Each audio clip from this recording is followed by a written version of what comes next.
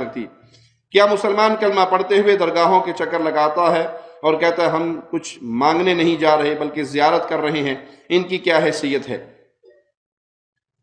قبرستان میں جا کر مردوں کے لیے دعا کرنا، قبرستان میں جا کر اپنی آخرت کو یاد کرنا مسنون عمل ہے۔ رسول اللہ صلی اللہ علیہ وسلم کا فرمان ہے کنت نہیتکم عن زیارت القبور، میں نے تمہیں قبروں پر جانے سے منع کیا تھا، اب میں تمہیں اجازت دیتا ہوں جاؤ قبروں کی زیارت کرو۔ کیوں؟ تمہیں اس سے اپنی آخرت یاد آئے گی۔ تو عام قبرستان مسلمانوں کے، وہاں جا کر موت یاد کرنا، ان مسلمانوں کے لیے دعائے خیر کرنا، یہ مسنون عمل ہے، سنت سے ثابت ہے۔ اس کو بنیاد بنا کر مزاروں پہ جانا، درگاہوں پہ جانا، یہ درست نہیں ہے۔ کیوں؟ اسلام کے اندر مزار سازی ہی حرام ہے۔ قبر کو پختہ بنانا، قبر پہ قبے بنانا، بلڈنگیں بنانا، محفل سما منعقد کرنا، میلے لگانا، چادریں چڑھانا، عرس لگانا، دیے جلانا، یہ وہ اعمال ہیں جو شریعت محمدیہ میں حرام ہیں۔ سیدنا علی رضی اللہ عنہ کو پیارے نبی صلی اللہ علیہ وسلم نے بھیجا کہ ہر پکی قبر کو توڑ دو، ہر اونچی قبر کو زمین سے ملا دو۔ پیارے نبی صلی اللہ علیہ وسلم نے کب بھیجا؟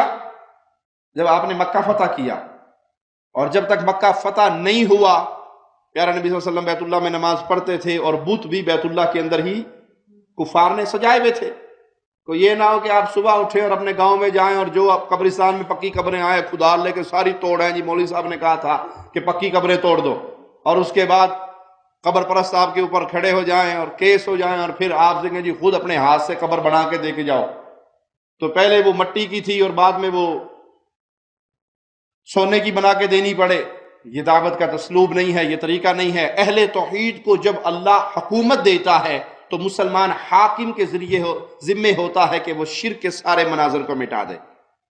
جیسے رسول اللہ صلی اللہ علیہ وسلم نے مکہ فتح کیا تو شرک کے سارے مناظر مٹا دیے، اور اس وقت سے لے کے آج تک جہاں جہاں مسلمانوں کو اللہ نے حکومتیں دی، قوتیں دی، ماضی قریب کے اندر امام محمد بن عبد الوہاب رحمہ اللہ، امام محمد بن سعود رحمہ اللہ نے اس پاک سرزمین سے اسی طرح قبروں کا خاتمہ کیا جن قبروں کو پوجا جاتا تھا، جہاں پہ قبے بنائے گئے تھے، جہاں پہ حدیث رسول صلی اللہ علیہ وسلم کی مخالفت کی گئی تھی۔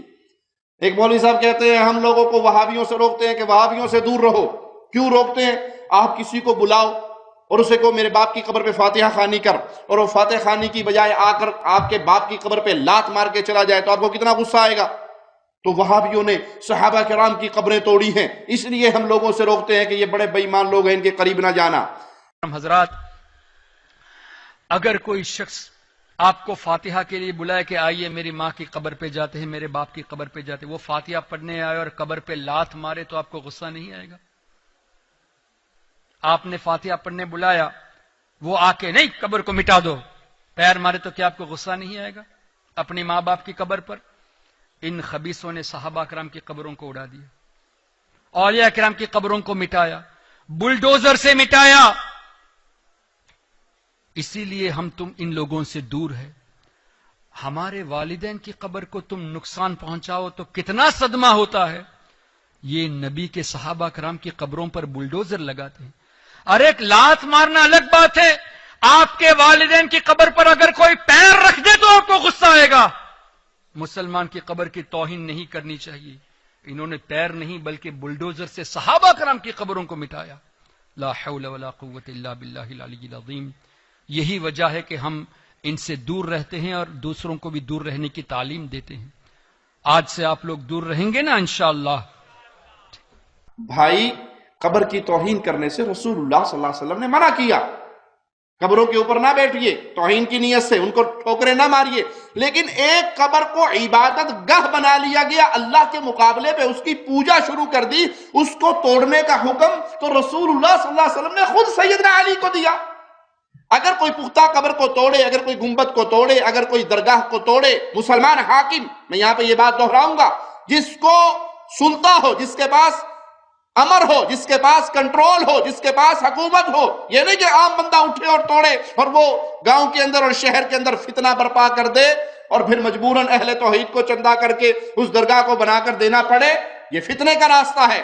ہم نے ذکر کیا کہ جب رسول اللہ صلی اللہ علیہ وسلم کو حکومت ملی، جہاں جہاں مسلمانوں کو حکومت ملی، انہوں نے شرک کے سارے مناظر کو مٹا دیا۔ اگر امام عبدالعزیز آل سعود رحمہ اللہ نے اس پاک سرزمین سے شرک کے مناظر کو ختم کیا تو انہوں نے صحابہ کی توہین نہیں کی، اولیاء اللہ کی توہین نہیں کی، بلکہ محمد الرسول اللہ صلی اللہ علیہ وسلم کی سنت پہ عمل کیا۔